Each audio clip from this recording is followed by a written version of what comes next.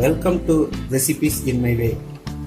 இன்னைக்கு நம்ம சோயா 65 செய்ய போகிறோம். இந்த சோயா 65 எப்படி செய்கிறது, அதுக்கு தேவையான பொருள் என்ன அப்படிங்கிறத இப்போ பார்க்கலாம். 150 கிராம் சோயா பீன்ஸ் எடுத்து அரை ஸ்பூன் உப்பு போட்டு 10 நிமிஷம் வேக வச்சுருக்கேன். இது நல்லா வெந்துருச்சு. இதை வடிகட்டி எடுத்துடலாம். இதை வடிகட்டி எடுத்துட்டேன். இப்போ மறுபடியும் ட்ரிங்கிங் வாட்டரில் 2 டைம் அலசணும்.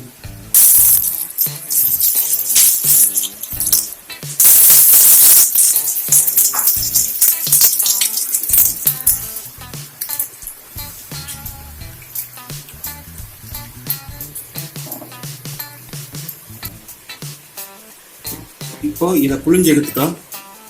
இனி மசாலாவை மிக்ஸ் பண்ணி இதில் கலந்துடலாம்.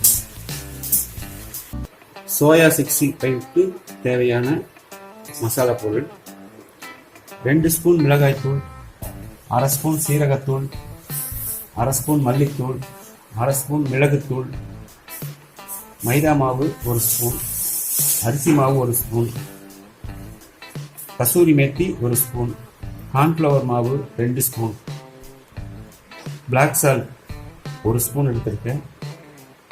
நம்ம நார்மலாக யூஸ் பண்ணுற சால்ட்டு யூஸ் பண்ணிக்கலாம். ஒரு முட்டை எடுத்திருக்கேன். பொடியாக நறுக்கிற கருவேப்பிலை 2 ஸ்பூன், 3 ஸ்பூன் தயிர், பாதி எலுமிச்சம்பழம் சாறு எடுத்து வச்சிருக்கேன்.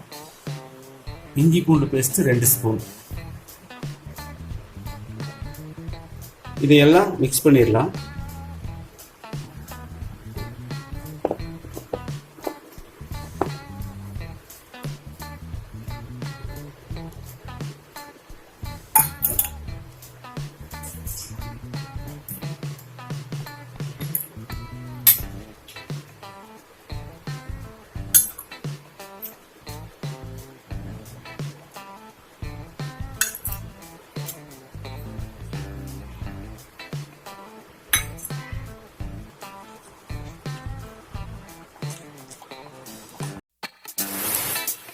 நல்லா கலந்துட்டோம்.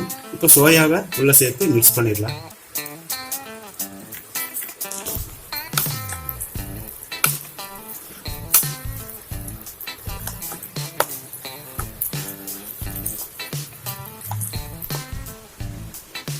இப்போ இதை நல்லா மிக்ஸ் பண்ணிட்டோம்.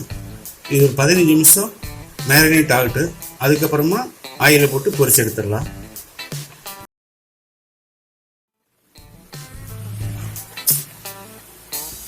ஆயில் காஞ்சிருச்சு. இப்போ சோயா பீன்ஸ் போட்டு எடுத்துடலாம்.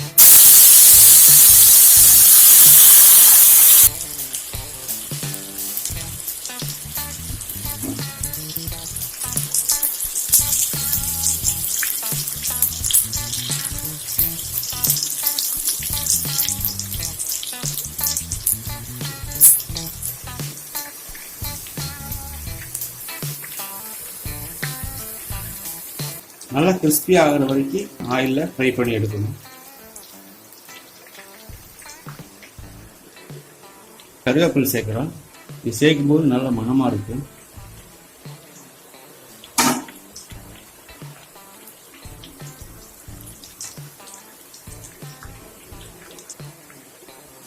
இப்போ சோயா நல்லா வெந்துருச்சு. இந்த ஸ்டேஜில் ஆனியன் ரிங்கு உள்ளே போடலாம்.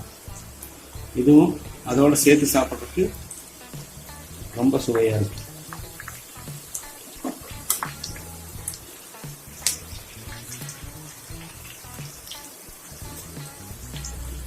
நல்லா வெந்துருச்சு. இப்போ எடுத்துடலாம்.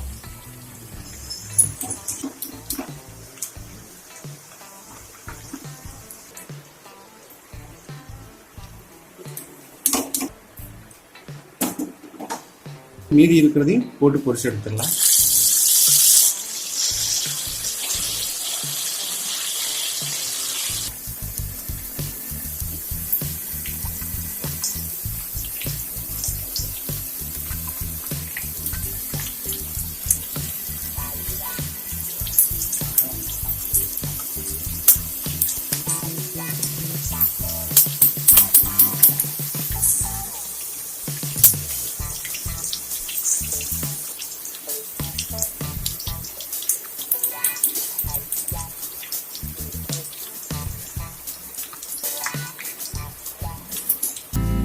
ரொம்ப சுவையான சோயா 65 ரெடி ஆயிடுச்சு.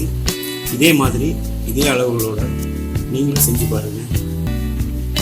இந்த வீடியோ பிடிச்சிருந்தா லைக் பண்ணுங்கள், கமெண்ட் பண்ணுங்கள், சப்ஸ்கிரைப் பண்ணுங்கள்.